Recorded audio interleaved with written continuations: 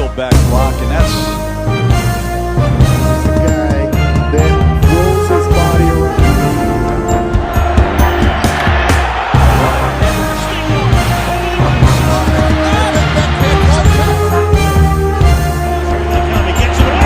Mike Drop Sports. Steel City Live.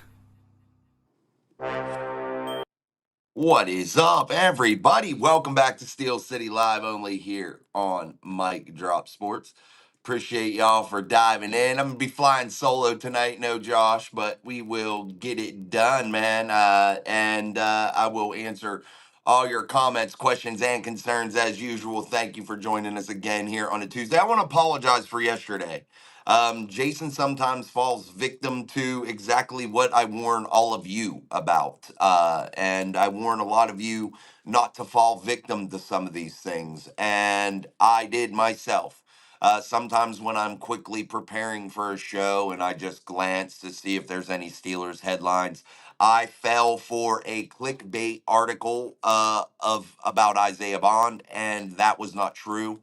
And that was a big emphasis. I deleted the show, and that was misinformation. And that was literally me going on to something quickly, not researching it, not doing what I needed to do. And I warn you guys all the time about doing that. And I fell victim to that. So I was wrong. That was not a truthful thing. But again, I deleted the show. That was definitely a major mistake on my part, and I never want to report anything that is false to you guys. And that was something that I wanted to take claim for. But today, we're starting new, man. Wednesday. Good to see you guys. What's up, JD? What's up, AK? What's up, my Florida's Pink, another Wombat, Jeff Mars, American Militia, Miss P in the house. Daniel Barry Sports Highlights. What is up, everybody? Good to see you guys in the chat early. Good to see some of the OGs in there, man. I love it, man. Most of you guys are always in here. What's up, Za? Good to see you, man. We're glad to have you, man. Glad to see you. Definitely, my friend. But definitely good to see all of you. And I want to talk tonight about this TJ Watt. TJ Watt. What makes all of us Steeler fans just seem to think that he wants to be a one helmet guy? Why do we seem to think that maybe he'll just sign no matter what the money is? Maybe TJ Watt wants to go and play for somebody that can actually win a ring. Maybe if the Pittsburgh Steelers aren't serious about being actual contenders and real hardcore Super Bowl aspirations in that building, real hardcore aspirations to really get this thing done and to really do the damn thing, maybe he doesn't want to be a part of it. Maybe he wants to go ring chase. Do we know? Charlie Batch did an interview that I saw very briefly, and I don't know, and I'm not going to quote him, and I don't know exactly what he said, but he seems to think maybe that might be true, that the Steelers need to be contenders for TJ Watt to want to stay in the city of Pittsburgh. And that makes me wonder, my friends, would that be the case with TJ Watt? And how detrimental of a blow is that? And if TJ Watt were to go out and perhaps maybe go ring chasing, does that tarnish his legacy as a Pittsburgh Steeler forever? Does that destroy his legacy? Does that destroy what he's built? Does that make him now, in our eyes, not Superman anymore? Yeah, I really need to ask this because I think this is a legit question that's being overlooked, that's not being asked, that's definitely not something that's being brought up. My Florida's Pink 79. What's up, Jason? Happy Wednesday. Do you think we will give TJ Watt more money than Garrett? Yeah, I think it'd be about, this is my thing, my Floyd is Pink. This is what I believe TJ Watt will get from the Pittsburgh Steelers if they extend him, which I believe they will. But I think maybe some of this falls on TJ Watt's feet also. And I think you bring up an interesting subject. How much money would this entail? I'm going to guess between 42 and 43 and a half million dollars is my range. Probably 41 and a half to 43 and a half. That's the range that I see it floating, to be honest.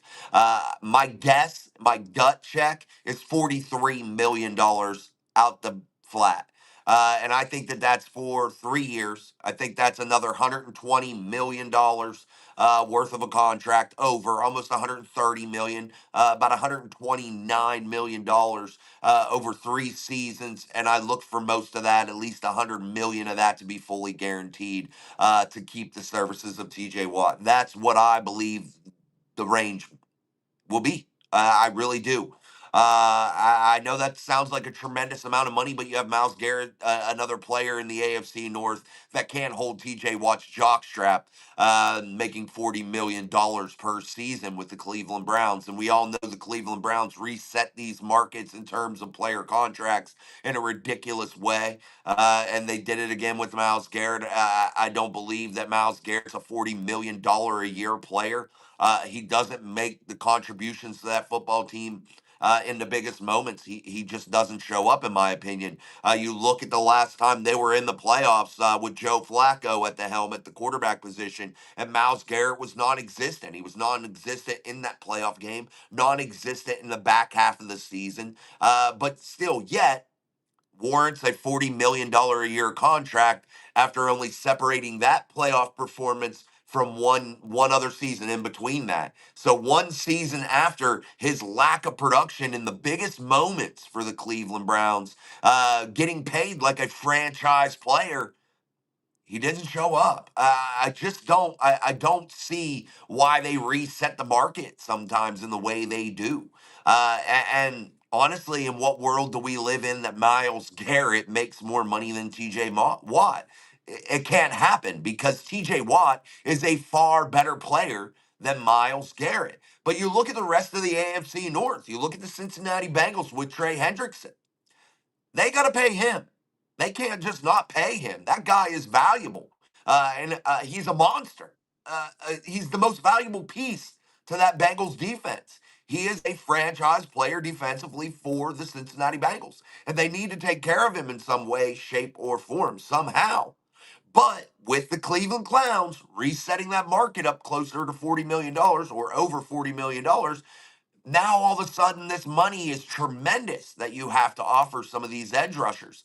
And Hendrickson fits into the category of making quite a bit of money. I'm not sure he reaches, well, I know for sure he doesn't reach TJ Watt, Miles Garrett range, but still, he's an ultra productive player. That matters a great deal to that defense. They're going to have to pony up in order to keep him. So now the AFC North finds itself in a position to where they could potentially have 3 edge rushers really breaking the bank, man. And TJ Watt being one of the highest paid, or will be the highest paid edge rusher. But again, I think it's 3 years. You're looking at closer to 130 million as opposed to about, we'll say, in between 127 and 130 million over 3 years is what I believe TJ Watt to be valued at right now in my eyes when you look at the market. That's just a guess off the top of my head. Love the emojis, guys. Wish I could see them on my end, but I know I can see them in the chat over here. So I definitely appreciate you guys putting them in there. Definitely the best Steelers chat on the planet, man. You guys are absolutely awesome. Truly, truly appreciate you guys. But we are going to continue to answer all these questions. What's up, Mike Miller? I'm just seeing anybody I missed. Daniel Warman, what's up? What's up, Troy? Let's keep going. Troy says, do you know how much the Steelers offer to TJ? I don't know if there is an offer on the table. I don't think that right now there is a firm offer that's being put out there. This is just my guess. I look at the market. I look at what the top rated player in terms contractually is making right now inside of the NFL. That happens to be Miles Garrett. And I think TJ Watt, when you ask yourself who means more to their football team, it's definitely TJ Watt means more to the Pittsburgh Steelers, and quite frankly would mean more to any team that he would play for than Miles Garrett would. That's just simply the case. Without pulling any punches, TJ Watt is better than Miles Garrett. Miles Garrett is an absolute physical specimen, an absolute freak of nature. But again, guys, I have to point out when there are the biggest moments, he didn't show up. And now TJ, he hasn't helped the Steelers win a playoff game either. I'm just saying. He hasn't helped the Steelers win a playoff game either, to be fair. So, yeah, TJ was absent for the one against the Bills, so we know that that was an injury laden issue there. So, but still, he's not got a playoff win. So again, you know, why are I don't know. It makes you wonder when you're forking over a boatload of cash, a wheelbarrow full of cash. You ask yourself, damn. But when I look at the impact during the regular season, I look at the moments that TJ Watt has been absent. I look at how much his absence means to this football team in terms of they fall apart without him. You know, the pay scale definitely is going to be reset by TJ Watt, man. Daniel Warman says TJ is more than an edge. He hunts down anyone with the ball. I love that warrior. Yeah, that's something TJ Watt, man, I want to see more of this year, Daniel. Definitely. And I want everybody to make sure you say a prayer for Daniel. Daniel, I'm saying my prayers for you too, brother. I won't say your business, but make sure you guys say a prayer for our brother Daniel, man. I would like that very much and appreciate it. But Daniel's right. This guy's a ball hawk, man. He goes after the football. He creates turnovers. He creates that chaos, that splash that Mike Tomlin always talks about. But I need to see more of that from TJ in terms of him being more versatile inside of that 3-4 defensive scheme. You need to use TJ in a more well-rounded way. You need to get every dollar out of him. You know, if he's going to reset that market, you got to pay him, man. Or you got to move him around and you got to allow him to do things differently. You got to allow him to be far more versatile and allow this defense to grow and be more exotic, more eccentric than it has been over the last several seasons. And you can look to blame whoever. Terrell Austin is the defensive coordinator, but we all know this is Mike Tomlin's defense. We know Mike Tomlin calls the shots defensively for the Steelers. If you look at Terrell Austin's history as a defensive coordinator, as a defensive mind inside of the National Football League, he's a guy that wants to bring the pressure. He's a guy that wants to look exotic defensively in terms of his skills or scheme set. He wants to bring that heat and he wants to keep offenses guessing. And I don't think he's allowed to spread his wings, man. I think this is a Mike Tomlin based defense, and that's what it's been. But Mike Tomlin, again, man, he has to learn to grow. He has to learn to allow things to just let go of things, really. That's Mike Tomlin's biggest issue, guys. I called for it all last summer. I said in order for the Steelers to start being successful during playoff football time, Mike Tomlin got to allow things to grow, and he's got to stop micromanaging. He's got to stop thinking that Mike Tomlin's way is the only right way because that isn't working. It's okay. It gets you through the season. It keeps you as a contender during the regular season. But when the playoffs come, you get that ass whooped. And you can't continue to do that. And that's where the Steelers find themselves into a real pickle, man. And that got to fall at the feet of Mike Tomlin. I don't think he's a bad coach. I don't think he's a bad person. I don't think any of those things. But Mike Tomlin has major in-game deficiencies. He has major schematic issues. He definitely has some major flaws that have cost the Pittsburgh Steelers significantly over the last several years, for the last decade, quite frankly. And he has to learn to change. And I understand it's hard to teach an old dog new tricks, but you have to allow things to change if you're Mike Tomlin. And going into 2025 has to be your redemption year. And again, I already told you what would be the biggest dagger in Mike Tomlin's career, if you ask me. That's allowing Aaron Rodgers to walk in after Latrobe, Pennsylvania, or walk in sometime during Latrobe, Pennsylvania. That would be the dagger in my eyes because we got to face those facts too. Nobody in that building besides Mike Tomlin is really on board with the Aaron Rodgers thing. Aaron Rodgers coming to the city of Pittsburgh is on Mike Tomlin. That is a want from Mike Tomlin. So if it doesn't work, if it does happen, which I don't know, man, it's starting to be weird. But anyway, if it did happen and it fails, that's on Mike Tomlin because people inside of that building, and this is gospel. This is God. Don't believe me if you don't want to. I don't care. But I'm going to tell you, people inside of that building are comfortable with Mason Rudolph. They don't feel as though Aaron Rodgers moves the needle enough for them to give a shit about bringing him in. That's quite frankly the gist of it. I'm not quoting anybody or anything. I'm just saying that seems to be the feel inside of that building on South Water Street. That's what it is. We got to look at this, guys.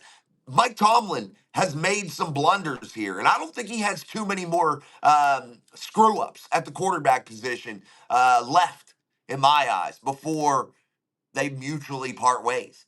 That's just my opinion. I think he's at that point. I think sometimes you need to breathe new life into the building anyway, even with Chuck Noll, even with Bill Cowher. Sometimes you grow a little bit stale and you need some new messaging. But seriously, guys, Aaron Rodgers is a Mike Tomlin thing.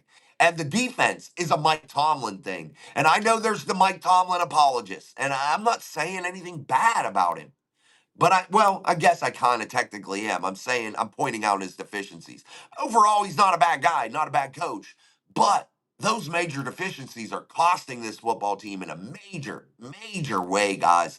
And again, Aaron Rodgers is all Tomlin. The defense is all Tomlin. And those things have to be really, really looked at. And also the in-game mistakes, the poor clock management, the poor usage of the replays, the poor usage of just sheer schematics across the board are almost unforgivable at times, guys. And I know the announcers always want to hype Mike up and all that stuff, but man, it's hard to sweep some of that shit under the rug. You don't even have to be a fan that watches super in depth to where that's how you notice his deficiencies. No, you could just be a fair weather fan that turns on every once in a while the ball game and see some of these deficiencies right in front of you.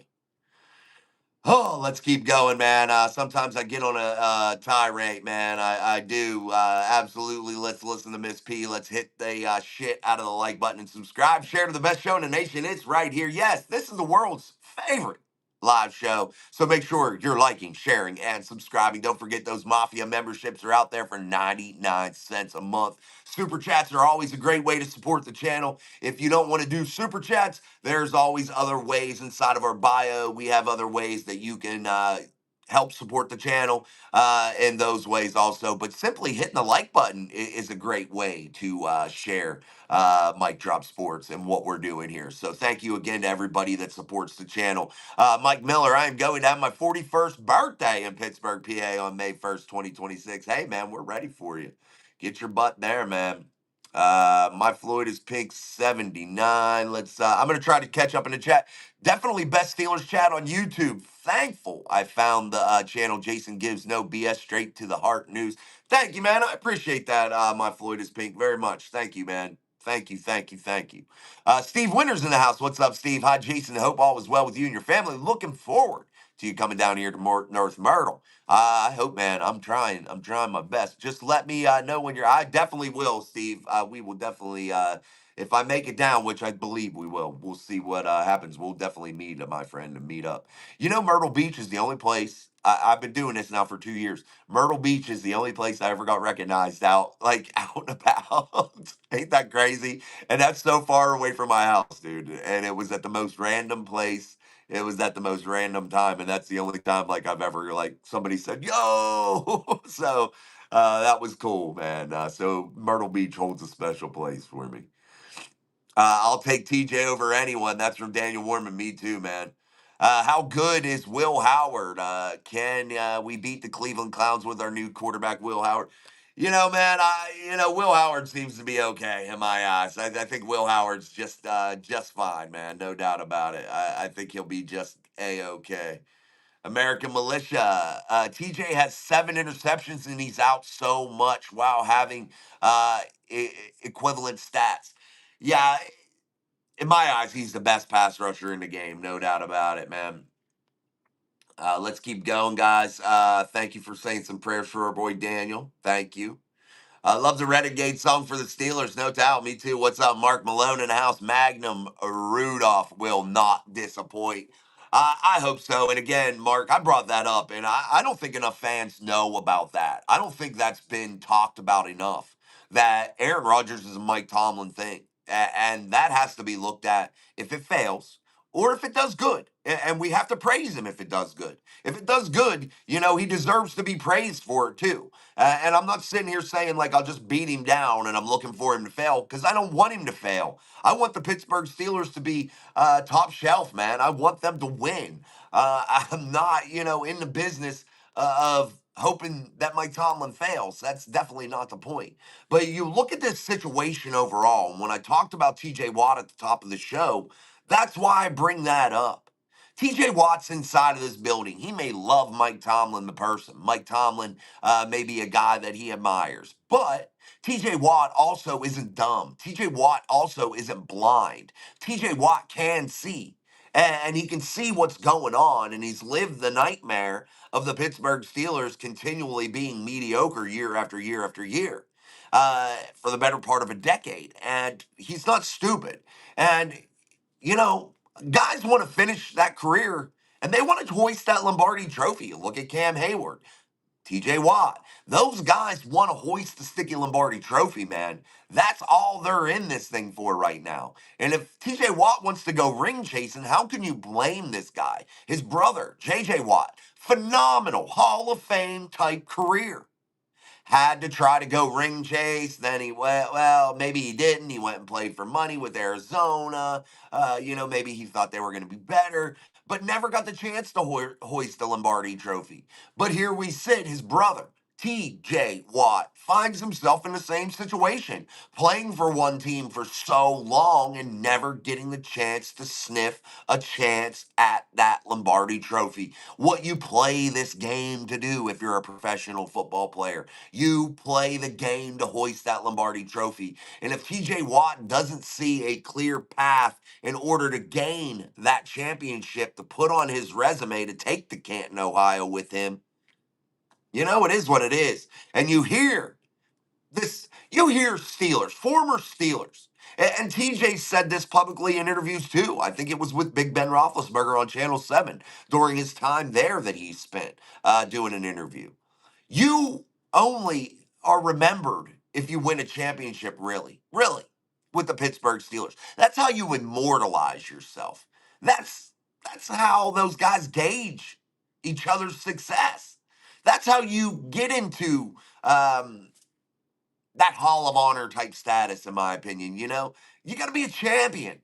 That's how you enter the history books with the Pittsburgh Steelers. When you talk about the greats of the Pittsburgh Steelers, you talk about the Lamberts, the Greens, the Bradshaws, the Swans, the Stalwarts, the Roethlisbergers, the Hines Wards, the Antoine Randall, the Heath Millers, the Ryan Clarks, the Troy Falamalus, the James Harrisons, the Brett Kiesels, the Casey Hamptons. You talk about those names, and what's associated with those names? Championship. And I know the Big Ben era guys, they only got two. Some of them only got one, but they played in three. That 70s dynasty, they played, in four. They won all four of theirs. But the Steelers, little mini dynasty type thing that they had going on under Big Ben in his younger days, they played in three Super Bowls, guys. One under Bill Cowher, two under Mike Tomlin. Mike Tomlin going 1-1. Bill Cowher going 1-1 in the Super Bowl, appearing in two during his career. So after Chuck Noll appeared in four, Bill Cowher appeared in two, Mike Tomlin's appeared in two. Mike Tomlin needs to reset this thing, man, and break that pattern that's going on.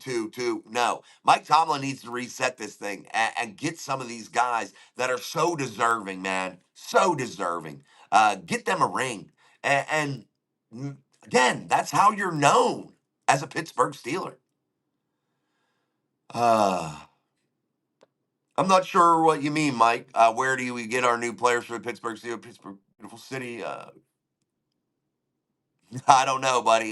They flow. They do freeze over a little bit. I'm not sure though, Mike. Steve Winters, hey Jason, did you hear anything about the tight end we got from the Chargers? Did he tear his Achilles, or is that misinformation? Guys, I did a short on that today.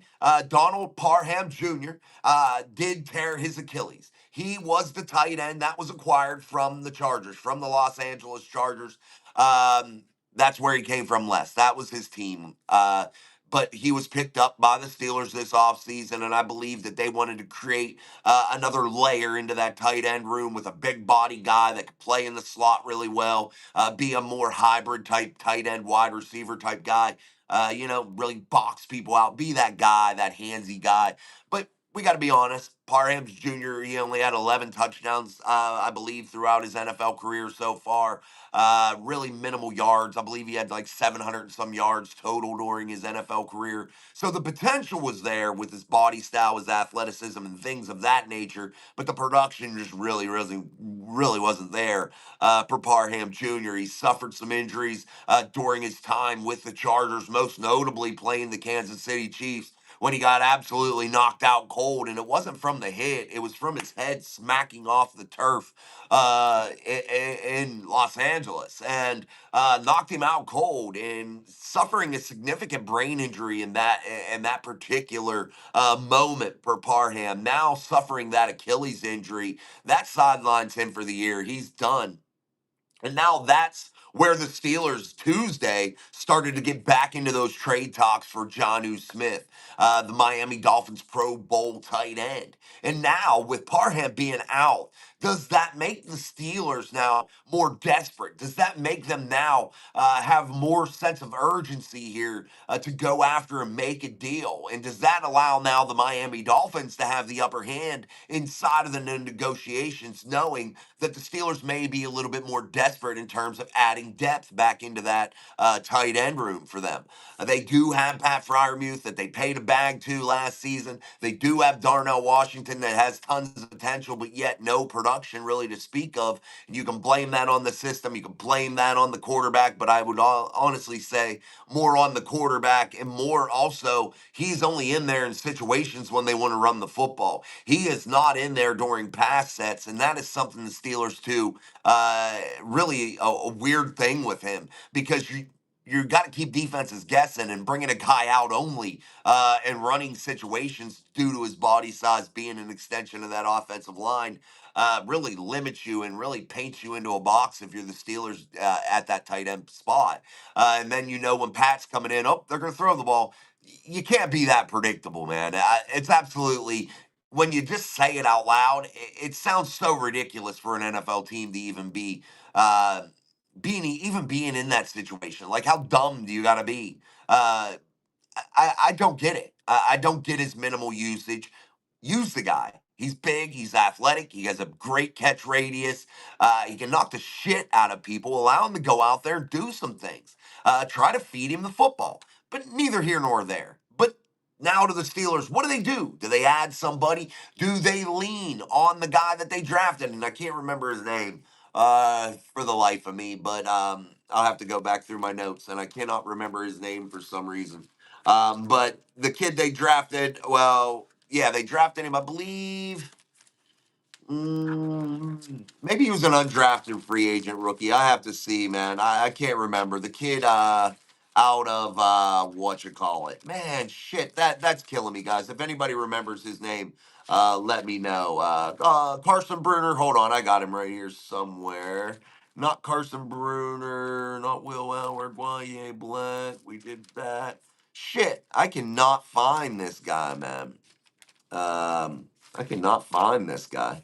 I'll have to see, man. Sometimes I lose all my notes, man, and it pisses me off. But anyway, we'll find him. If you guys remember, it's the guy that was an undrafted rookie free agent that was brought in, but we'll find him. Let's keep going through the chat. Jonathan Harvey. TJ should want out and join the Eagles, Chiefs, or 49ers. I mean, if you want to go ring chase, that's up to him, and I don't hate him for it. I'm not gonna burn him for it, man. That's his thing. That's his thing, man. Wave those emojis and terrible towels for Miss Pittsburgh and Za. They're putting those in there. We appreciate that. You can get those emojis if you are a Mic Drop Mafia member. 99 cents a month. Always be 99 cents a month. Super chats are always wide open and a great way to support the channel. Last month, we did a bang up job. We had a great interaction from you guys. So we want to top it this month, man. And we got to get off to the right start. So we appreciate any time you guys support us. And we appreciate just a simple like. That is so important as we've switched over to this new format and as we improve this content for you guys each and every day. Let's keep going. American Militia. TJ deserves the Chiefs, but I think we're on to something this year. I mean, yeah. I think this roster's nice, and I think TJ wants to be here, and he's on the last year of his deal. So, they need to sign him, but they should have did this last year with TJ Watt. You know, Adam says Rock Taylor. What about Rock Taylor, Adam? What do you want to know about him? What's up, Roberta Campbell? Good to see you. Pack Morris, Rock Taylor. What do you guys want to know about Rock Taylor, man? You got to let me know. You got to ask a question. You're just saying Rock Taylor, question mark.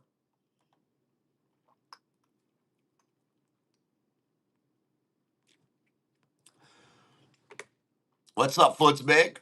Good to see you in the chat. What do you guys want to know about Rock Taylor? Rock Taylor is a guy that comes out of Memphis, a guy that definitely, in my eyes, could be a contributor, but, he's an undrafted rookie free agent, guys. I mean, we got to be real about that also. We can't put monster expectations on some of these guys, they're undrafted rookie free agents. So what do? You can't sit there and expect them to be the number 2 wide receiver to start 2025. I mean, it just doesn't work that way. Every once in a while, you find a diamond in the rough. The Steelers have been good at that over the years. They have a guy right now that's one of the best pass blockers at the running back position in the entire league, and Jalen Warren, a guy that was an undrafted rookie free agent. And, you know, it happens sometimes, but not all the time, man. Zaz says, is Rock Taylor the name of the guy you're trying to remember? No. No. Rock Taylor is not. I'm talking about the tight end. And I'll find him, man. Guys, I have so many notes, and sometimes I lose them. But I'll have to look it up. I'll look it up though while we're doing the show here. But we'll find it. Undrafted free agents. There we go. I'll look it up. I'll know it here in 2 seconds, guys. Sorry. If I had Jay Hook tonight producing, he would look it up. So he had to work and stuff like that and has other commitments, so we didn't have him tonight. But no, not Parham. No, he's an undrafted rookie free agent, guys. Zach Frazier, rookie of the year. Well, he's not a rookie no more. This is why we go to different teams. Amen. That's true. Let's see. Steelers sign undrafted free agents. Let's see. It'll tell me. We have Sebastian Castro. There, JJ Gilbride. That's who it was. JJ Gilbride, guys. That's who I was talking about. The undrafted guy out of South Dakota State, man. That was a guy that I think has some potential. He definitely does. So, maybe they lean in on somebody like that. I had tremendous amount of notes on JJ Gilbride. We did a show on that, and I cannot remember everything that we talked about with him, but I wasn't mad at him, man. I was not mad at him. And again, I do so many shows, guys, and at the draft time, I was going on shows, and literally, dude, this is all right here, guys. All this is all my draft stuff. And I don't even use half of it because you all know I talk off the top of my head. Yeah, I like him. Yeah, man, that's what I said, Za, and I wanted to apologize for that yesterday, and I'll do it again. Anybody that watched yesterday's show, I deleted it. I did something that I warn you all against, and that is falling for a clickbait article that I did super quick. I looked at it for 5 seconds and thought to myself, oh, that's cool, we'll see what happens, and didn't dive deep into it. And I deleted the show because I do not want to spread any type of misinformation, but I'm not perfect either, guys. And I make mistakes too. I'm not a perfect person here. And I'm not going to claim to be. I don't expect you guys to be, and I know I'm not. So, definitely, hey, sometimes you fuck up, man. But make sure you put your comments, questions, and concerns inside of the live chat. We truly appreciate you guys very, very much. We need you to like, share, and subscribe if you're not already. And again, doing those things are so, so very important, man. Daniel Warman, I might be wrong, but I see the Chiefs on a downward slide. I don't know. Here's the thing with those guys, Daniel. As long as you have Patrick Mahomes, you're a competitor. You're gonna be a contender. just because of Patrick Mahomes, especially right now when he is in the prime of his career. And as long as you have that guy, you have a chance to win any given day, man. And that's the real thing. And that's, another thing with your football team that you like so much, the Bengals. They have Joe Burrow, and he gives them a chance each and every single week. And that's what those guys mean, man. Yeah, Adam, that's what I just said. J.J. Gilbreth out of South Dakota. Guy that has some accolades, man. Definitely. I don't hate the pickup of J.J. Gilbreth. I don't. Not at all. He appeared in 45 games for South Dakota, pulling in 93 catches for 1,355 yards and 12 touchdowns in 2024. He appeared in 10 games, finishing with 32 receptions for 469 yards and 4 touchdowns. The year prior, he was named first team Associated Press All American, first team All Conference. In addition, he was the third team Phil Steele All American. So that's a little bit about JJ Gilbreth. So maybe he's somebody that could show up and potentially being pretty good. Man, you guys listen to all these names. What do you guys want to know about those? DJ Thomas Jones. Yeah, he's a fullback. I don't see him playing any type of tight end, Adam. Steve Winters, hey Jason, what do you think our chances are to get Gabe Davis? Well, we'll know tomorrow. And I don't think he leaves the building. That's my speculation. I think we need to look at what Gabe Davis's contract was last season. So we need to bring that up here real quick. Man, I would love to have Josh tonight. I've been looking a lot of things up for some odd reason, and I don't normally look a lot of things up. So we'll see. All right, Gabe Davis, who inked a 3-year, $39 million contract in 2024, produced only 20 receptions for 239 yards and 2 touchdowns in 10 games played. Those were career low numbers for the 26-year-old veteran, falling 4 seasons in Buffalo. So Gabe Davis was on a 3-year, $39 million deal, guys. So divide that into threes. You look at it roughly around what, $13.5 million a year for Gabe Davis.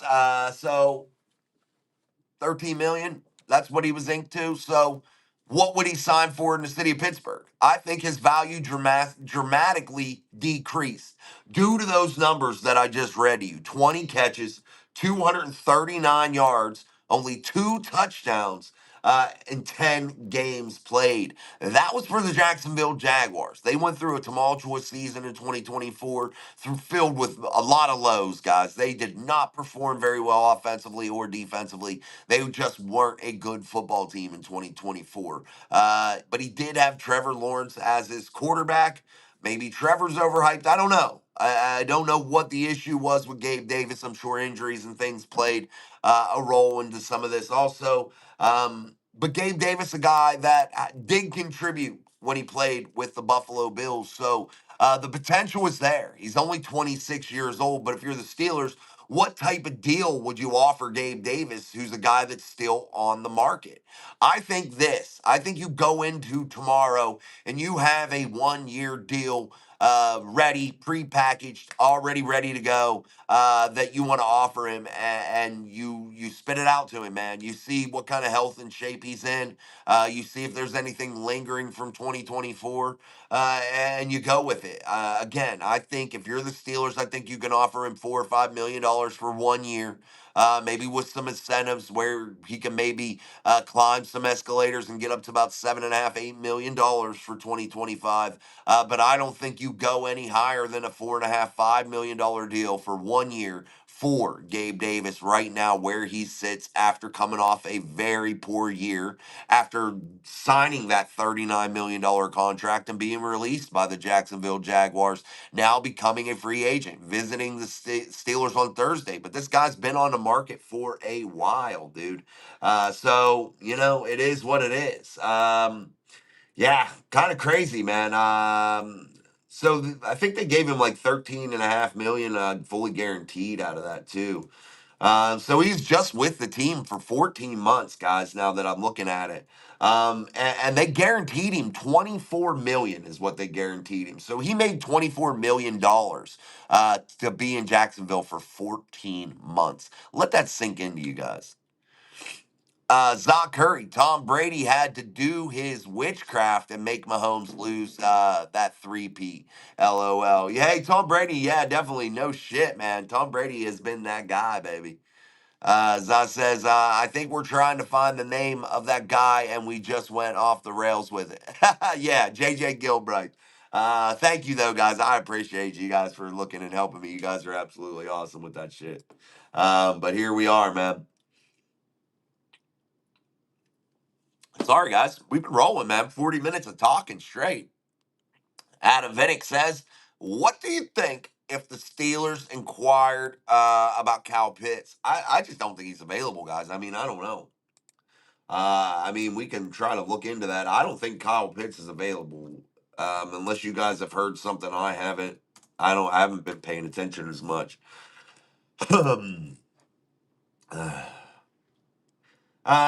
Yeah, SI's Albert Beer pours cold water on potential Kyle Pitts trade from Atlanta.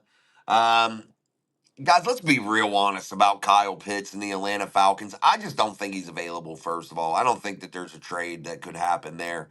Let's be real about it. I think Kyle Pitts is the most versatile playmaker that the Atlanta Falcons have offensively. When you look at what he can do inside of the pass game, he is a very versatile weapon. I think he can contribute all across the board. I think, yeah, it would be an excellent addition to the Steelers, absolutely, to have Pat Fryermuth and Kyle Pitts running hell around. I think that would be a deadly combination, man, a lethal combination, and then sprinkle in a little DK Metcalf.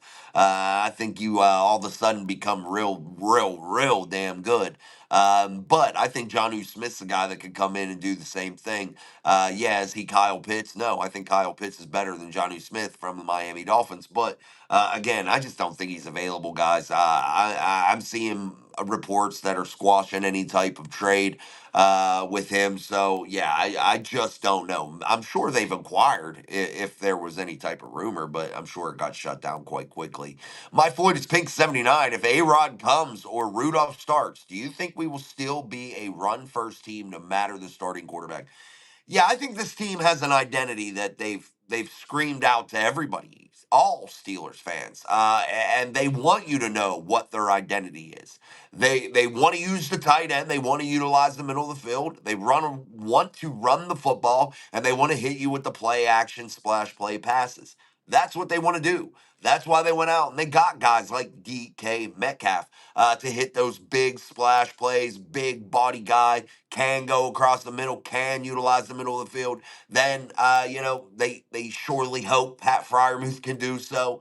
But the Steelers, they draft Caleb Johnson. They get rid of Najee Harris. They don't pay him, but they retain the services of Jalen Warren. He's an excellent runner. He can hit home runs from anywhere on the football field, but he's also very, very valuable inside of the pass blocking game.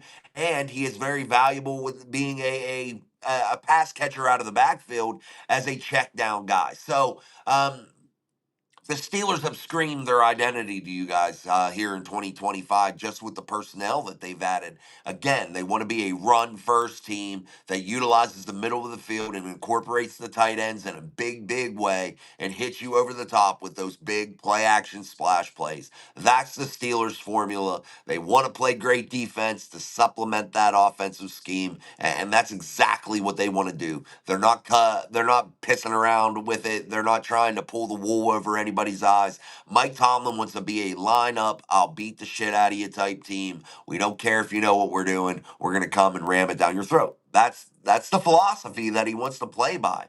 But sometimes he doesn't have that personnel to be able to play by that philosophy. And the sad part about Mike Tomlin is sometimes he doesn't adjust. But your question is, who is quarterback and who do they want to be? And would that change depending on the quarterback?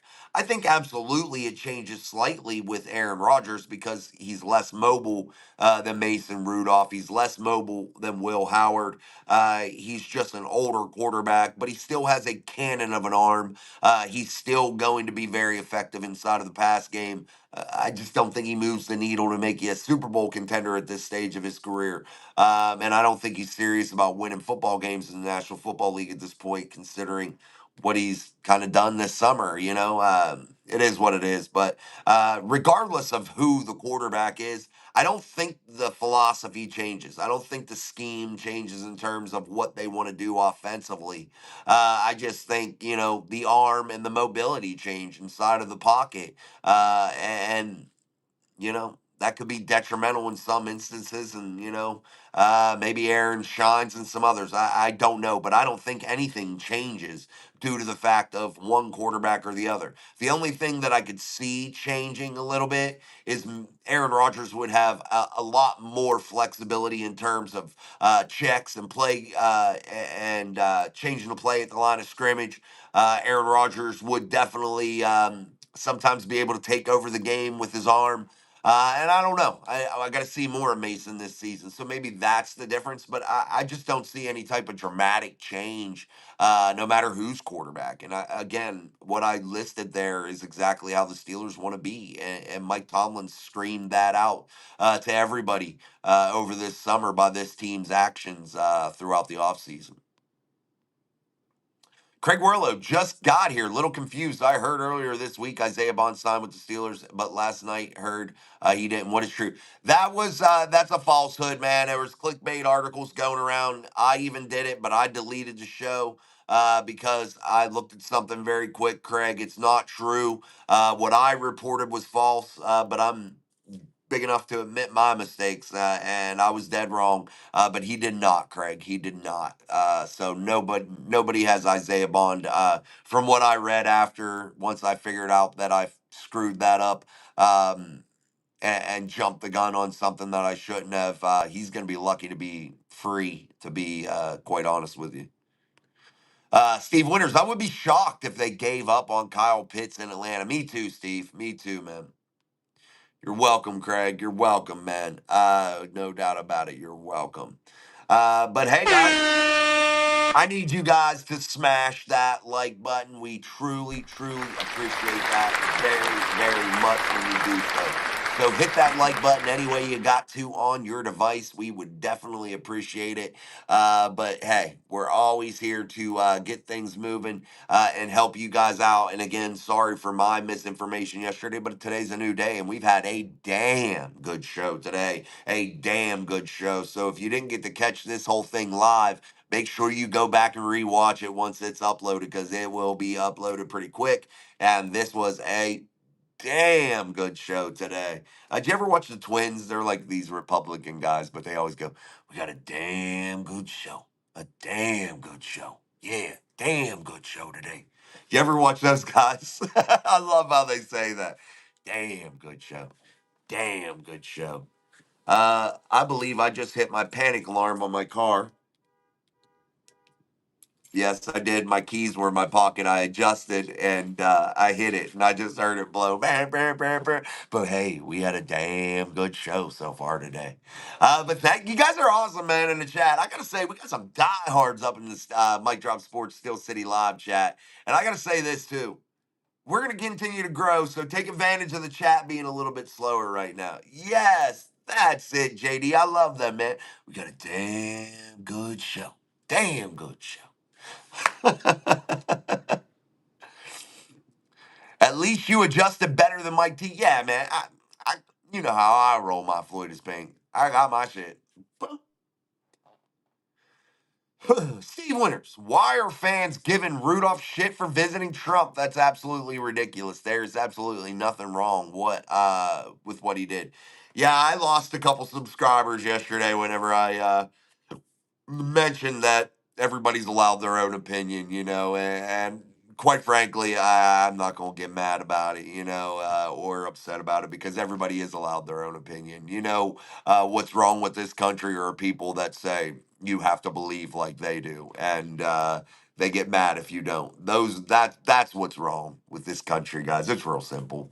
This isn't rocket science. I don't know why. Yeah, man, give him another 4. I don't give a shit. We got a damn good show. Damn good show.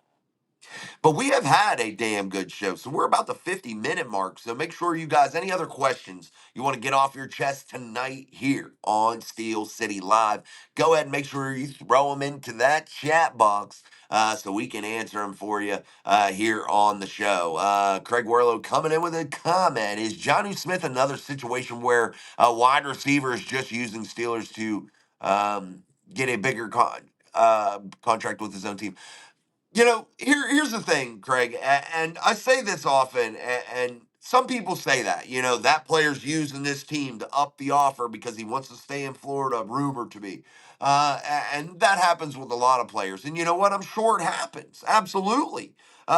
In business, when you're trying to create leverage, that's exactly what happens. So, yes, I'm sure that that's part of it. But here's the real situation: money talks, bullshit walks, baby. So, if the Steelers offer something and the trade package is lucrative for the Miami Dolphins, Jonnu Smith will be in the city of Pittsburgh playing in the snow. Which is what it is, and he'll have to just love it. That's just what Jonnu will have to do, but it is what it is, man. So, yeah, that could very well be it. We love those American flags, baby. Meathead, 7757. Yes, we are number one, baby. You are right about that. Metalhead, not Meathead. Metalhead. Damn, I'm sorry, bro. Sorry. I had to go back to this Yeti mic because I feel like it and run my headset through it because I can't use my really good mic on here, man, until I'm starting to run through a computer. So, I'm so worried about upgrading this show, but you know what? Sometimes it's just like, damn, we do fine just how we are. Craig Werlow, what do you think of Gabe Davis? I think, after last season, I think his values went down tremendously. And if you're the Steelers, you're not going to offer him what the freaking Jags were paying him, $39 million over 3 years, $24 million fully guaranteed, making $24 million over 14 months, only having 20 catches, 237 yards, and 2 touchdowns over 10 games, Craig. He's not going to get top dollar in this market. I don't care what team he goes to. It's a what have you done for me lately type league. And let's be real honest, Gabe Davis hasn't done anything for you lately. So that tremendously drives down his value. What do I think about Gabe Davis? I think he's a guy that's limited in his route tree, but potentially could definitely help. I think he had some really good years playing with a guy like Josh Allen. And I think with Mason Rudolph and Will Howard, I think there's two similar body style guys, throwing motion type guys. I don't know. I think maybe he could potentially rekindle some of that in the city of Pittsburgh, just with the offensive system that they will kind of want to run. That guy that can line up in the slot and hit a splash play here or there. Again, limited on his route tree. I haven't dove deep enough into his issues in Jacksonville just yet. I'm going to wait until tomorrow, until the Steelers sign him, to really take a deep dive, if they even do sign him, because I'm not going to waste my time with it. But overall, I think he's a guy that has potential to come in and rekindle some of those magical moments that he had with Josh Allen in the city of Buffalo. Daniel Warman, I've seen Mason on interviews. That man is a class act. Absolutely, man. He's a damn good guy. Damn good guy. I like him, Daniel. I really do. He's a man of faith, man of God. I think he's a stand-up guy for his teammates. He's loved inside of that locker room. And that goes a long way with me. His peers love him, and that's big, dude. Did he fail a physical with the Jags? I'm not sure, man. I got to look more into it, man. I got to look more into it. As far as Gabe Davis. Um, yeah, I mean, they ate a $5.7 million dead cap kit rather than $20.3 million hit had they not had that designation. Let me see. Yeah, I don't know. I'm going to have to take a little bit of a deeper dive into it, Craig. I can't give you a full, accurate assessment on that. Big Pun in the house. What's up, Big Pun? We were a better team with GP than we are on a hope and prayer Roman Wilson. Yeah, I get it. I think you're right. We were a better team with George Pickens, but we weren't a better team inside of the culture. You weren't a better team inside of the locker room. And I don't think fans understand how important that really is, man. And they just look at stats. You're an analytics driven fan base, most of you. And I'm not accusing Big Pun of this. I'm just saying, like, generally. And honestly, yeah, you were a better team, definitely on paper, no doubt about it. But sometimes you make additions by subtractions, and I think that was one that needed to be made, considering his trouble inside of the locker room. And nobody really liked that guy inside that building, man.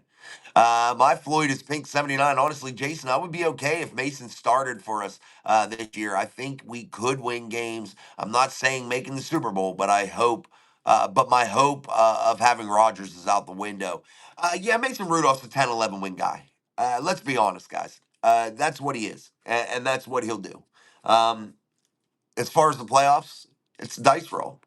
It's a dice roll. Thank you, Craig. I appreciate you, my friend. Steve Winters, Jason, thank you for doing a damn good show. LOL, every day you do a damn good show. Thank you, my friend. I appreciate you, Steve. Big pun. Aaron Rodgers won 4 MVPs being an asshole. I get it, Big Pun. You're preaching to the choir, man. You're preaching to the choir, but again, sometimes you make additions by subtractions. Aaron Rodgers doesn't play for the Packers anymore either, so that asshole must have wore off on them enough to where they weren't really down for it either. So I mean, you know, again, it's just what type of culture. And I'm not saying you're wrong. I'm not beating you up over it at all. I'm just saying there's two sides to every coin. There's two sides to every story, and sometimes things just don't work out. And this is one of those situations. George Pickens didn't work out. They weren't going to re sign him to a big time deal. They knew that, and they got the value out of him while they could. You can't fault a team for that either. All right, guys, we're going to shut it down. Thank you guys for joining us. And I'm going to leave you guys with the best intro, outro, theme music in the business of any Steelers podcast out there. And Jay Hook did a fantastic job with this. So you guys enjoy the outro. And we'll be back tomorrow, man, with another exciting episode, another exciting live show here on Steel City Live, only on Mike Drop Sports. I'm your host, Jason, and we will have a damn good show tomorrow. I can guarantee that. So we will have a damn good show. But anyway, guys, I'll see you tomorrow, and thank you for joining me. And it's been an absolute pleasure to be your host tonight. Power takes an approach as a coach. Let's go. Let's go. It's a field back block, and that's